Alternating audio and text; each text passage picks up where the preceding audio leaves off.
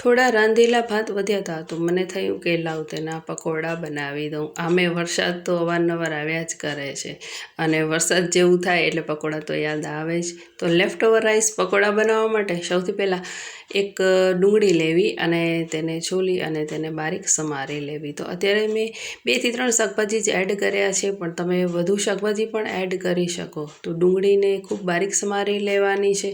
જો તમે ઈચ્છો તો આમાં ગ્રેટ કરેલ કોબીજ અથવા ગાજર એડ કરી શકો. કેપ્સિકમનો ટેસ્ટ આમાં બહુ સારો નથી આવતો, પણ તમને પસંદ હોય તો એડ કરી શકો છો. તો અમુક બીજા પણ શાકભાજી છે તે તમે એડ કરી શકો છો. તેવી રીતે 2 થી 3 લીલા મરચાં લઈ તેને પણ બારીક સમારી લેવા.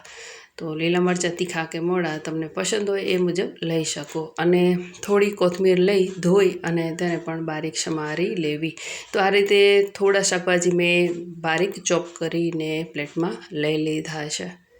હવે આપણે જે ભાત વધેલા છે એ મારી પાસે 1 બાઉલ વધેલા ભાત હતા, તો તેમાં સમારેલા શાકભાજી લઈ લઈએ અને તેમાં તેને બાઇન્ડિંગ આવે તે માટે તેમાં 2 ચમચા જેટલું ચણાનો લોટ એડ કરશું. તો તમે ચણાનો લોટ ના હોય તો તેની જગ્યાએ ચોખાનો લોટ અથવા થોડો ઘઉંનો લોટ પણ એડ કરી શકો. તો મેં 2 ચમચા જેટલો ચણાનો લોટ, અડધી ચમચી હળદર પાવડર, 1 ચમચી લાલ મરચું પાવડર, થોડું ધાણા જીરું પાવડર, ચપટી હિંગ અને મીઠું સ્વાદ મુજબ એડ કર્યું છે. તો આમાં થોડું લીંબુનો રસ અને થોડી ખાંડ, ચપટી ખાંડ પણ એડ કરવી. ત્યારબાદ બધી સામગ્રીને સારી રીતે મિક્સ કરી દેવું.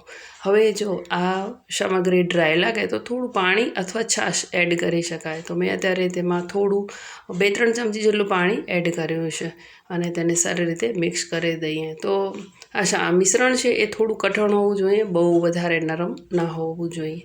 તો તેને સારી રીતે મિક્સ કરી દઈએ.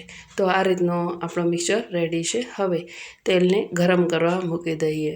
તો અત્યારે ગેસની ફ્લેમ હાઈ રાખવાની છે અને તેલ સારી રીતે ગરમ થઈ જાય ત્યારબાદ મિશ્રણમાંથી નાના નાના પકોડા આ રીતે તેમાં તળવા માટે મૂકી દઈએ. તો તમે તેના બોલ્સ પણ બનાવી શકો છો. તો આ પકોડાને તળાતા ફક્ત 2 થી 3 મિનિટનો સમય લાગે છે અને ફક્ત 5 થી 7 મિનિટમાં ટેસ્ટી મસ્ત પકોડા રેડી થઈ જાય છે. તો મેં આ બનાવ્યા તો મને થયું કે લાવો તમારા જોડે આ રેસીપી શેર કરું, કેમ કે ખૂબ જ ટેસ્ટી બને છે.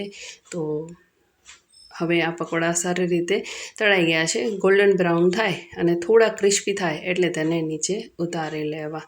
તો આ પકોડા તળાઈ ગયા છે, તેને આપણે પ્લેટમાં લઈ લઈએ અને આ પકોડાને ચા જોડે સર્વ કરી શકાય. તે સિવાય ગ્રીન ચટણી, તીખી ચટણી કે પછી ટોમેટો કેચઅપ જોડે સર્વ કરી શકાય. તો પકોડા તમે આ રીતે બનાવી જોજો. પકોડાની રેસીપીનો વિડીયો પસંદ પડે હોય તો લાઇક, શેર અને રશ્મિ પોમલ કિચનને ફોલો કરજો. યુટ્યુબમાં રશ્મિ પોમલ કિચનને સબસ્ક્રાઈબ કરજો. Thank you.